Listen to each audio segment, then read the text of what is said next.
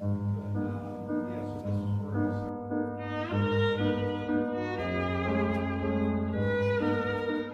guys, welcome back. My name is Jessie.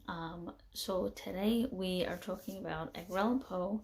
One of the most voted stories of his was The Telltale Heart. So today we're going to discuss that.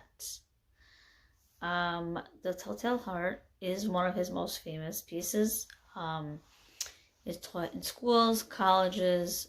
I myself have done finals on it, so I know a lot about it. I know a lot about Edgar Allan Poe himself. We will be discussing the literature itself and then some things about Edgar Allan Poe himself. So the story starts by him trying to convince you he's not mad, which back then is considered crazy, not angry. So in the story, he talks about his neighbor. He says that, I loved him, I cared about him, but his eyes drove me mad. Kind of like how nowadays when we make jokes like, oh my god, that person's face drives me nuts. To whatever they do, their gesture or their look or whatever it is about them that bothers you, they're just like, oh my god, it drives me crazy, makes me angry every time I see it. That's his stance on the eye. He says, I'm not mad. If I was mad, I would do this. And goes on to tell the whole story about his neighbor, who's an old man, and his eye, who drives him nuts.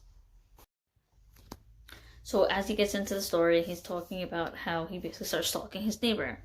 How he broke him in his room every night and watched him sleep, and kind of taunting the old man because he's like, talking about, oh, he can hear me, he thinks it's the wind, he thinks it's the chimney creaking, but it's me, he has no idea, I'm so smart. So throughout the story, he goes back to, if I was mad, I would do this. Everyone thinks I'm mad, but if I was mad, I wouldn't do this. I wouldn't be so smart as to do this.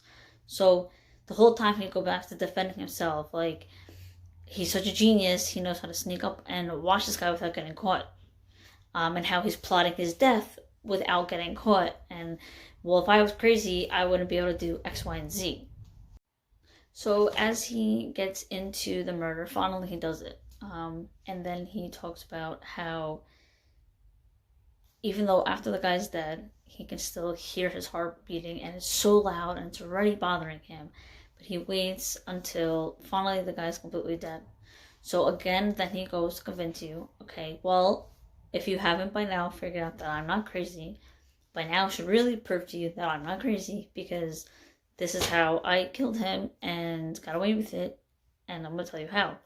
So he chops his body up, buries it on the floorboards, and then he's so proud of it because he's like, well, I didn't leave any blood or anything to get caught. I did it all in the bathtub, and then I shoved his body under the floorboard, so I'm never going to get caught. I'm so smart. I'm not crazy. I'm a genius, basically. So later on in the story, he talks about how the cops show up. He doesn't really know how. He just assumes that the neighbors call the cops on him based on the loud noises. So he thinks he's so smart. He starts touring the cops around the house. I don't know why that wasn't suspicious, being that it wasn't his house, whatever. So he talks about how, he took them around the house and, oh my god, they never suspected anything. I got away with it. So he even brings back to the place of the murder. While they're sitting there, he offers for them to just sit and rest. And they're sitting there talking. And now he's saying that he hears the heart in the floorboards. And it starts getting to him. And he's like, oh my god, they're sitting here because they're taunting me. They know it's there. And I'm about to get caught. Let me try to talk very loud and try to cover up the noise. So he starts making all this noise and talking very loud to block out the sound. Ultimately, the noise drove him nuts, and he couldn't take it anymore. So he goes, okay, that's it. I did it. I admit it. I murdered him. And then the story ends like that. So basically, it's that he was mad all along. He was trying to convince himself that he wasn't. Till finally he outs himself and then realizes, okay, yeah, I did murder somebody, and they didn't suspect it. It was all in his head. So my take is that he made up this entire thing. I don't know that he actually committed the murder, but I would love to hear what you guys think. Obviously, we all learned something different in school.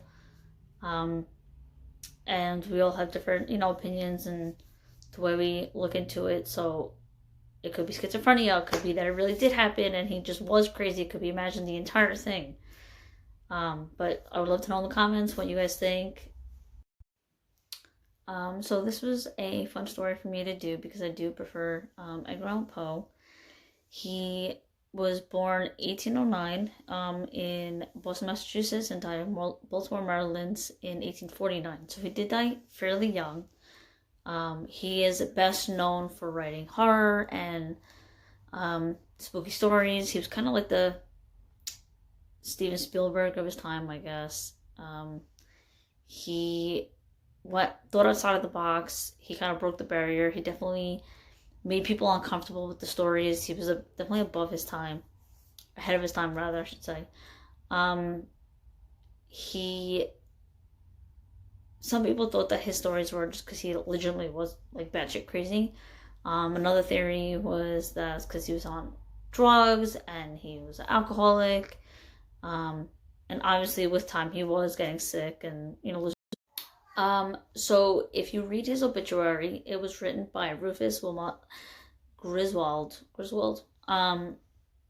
which is actually his rival. And if you had watched the movie The Raven, for example, every bad thing that happens to Edgar Allan Poe in the movie, he always blames favoritism and, his rival of the other author. That author, who eventually wrote his obituary, had sworn that Edgar Allan Poe died. He was crazy, he was on drugs, he's an alcoholic, whatever, and basically just made him sound like this horrible person. But because of that rivalry, a lot of people think that it wasn't necessarily alcoholism that killed him or drugs, that it was actually he was poisoned by Griswold. So we don't know the actual story to that, but he definitely died young, and his death was suspicious and very weird. So his death was suspicious. Though definitely Edgar Allan Poe was a weirdo. But I mean, that's why we're here, right? All of us who like horror, spooky stories, whatever. We like all that, and if it wasn't for people like him, we wouldn't have any of the stuff that we have. So this was fun for me, and again, this is what I do. I read stories, I do the cosplay with it, set a tutorial, kind of just dress up and tell a story, like a, theme, whatever. So let me know what you guys want to see next, any recommendations. You can even message me and send me your own personal stories if you want me to read. And if you like the video, great, let me know in the comments. If you guys want to see any other stories, let me know in the comments, message me, whatever, make suggestions. I will be going live tonight if you guys have any opinions or thoughts on Edgar Allan Poe or the stories themselves. We can have a discussion, I'm fine with that. That would actually be really cool. So I hope to see you guys later. Thanks for watching. Hey guys, hope you liked the video. If you did, please like and subscribe to my channel, where I will be posting every week a new story, new cosplay, where I will dress up and either read or talk about a story that you guys post in the comments and suggest. I can do personal spooky stories of your own. I can do things that you guys suggest from movies or books or comics, whatever. And every week I will post them once a week, and I will do a live so that you guys can jump in on the discussion and add to maybe things that I didn't know about. Thanks for watching.